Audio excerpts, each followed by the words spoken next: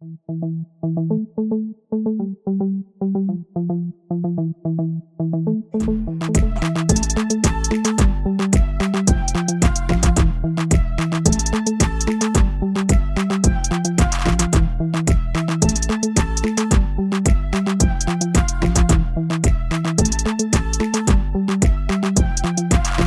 Rare અને mega event છે. લોકો ખૂબ આવી રહ્યા છે. અમારી 1 થી 1.5 લાખ લોકોની આવતીકાલની અપેક્ષા છે.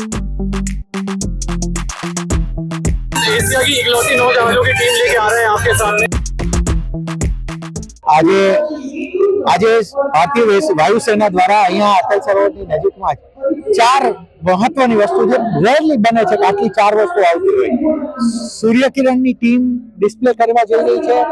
એની સાથે આકાશગંગા ટીમ હેલિકોપ્ટરથી પણ ડિસ્પ્લે બતાવી રહી છે. સાથે વેપનનો ડિસ્પ્લે પણ થઈ રહ્યો છે અહીંયા, રડારથી લઈને રોકેટ લોન્ચર્સથી લઈને, અને એની સાથે આ બેન્ડ પણ પરફોર્મ એરફોર્સથી કરી રહી છે. આ રેર અને મેગા ઇવેન્ટ છે અને અમને ખૂબ ગર્વ છે, ખૂબ આનંદ છે કે રાજકોટ શહેરને આવી સરસ એરફોર્સ દ્વારા વ્યવસ્થા આપવામાં આવી છે.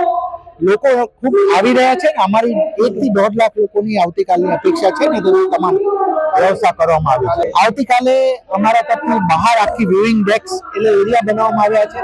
ત્યાં સ્ક્રીન્સ છે, સાઉન્ડ સિસ્ટમ છે, લોકો માટેની તમામ વ્યવસ્થાઓ, પાર્કિંગ સહિત થઈ છે. અમે નાગરિકોને આનો લાભ લેવાની ખૂબ અપેક્ષા છે.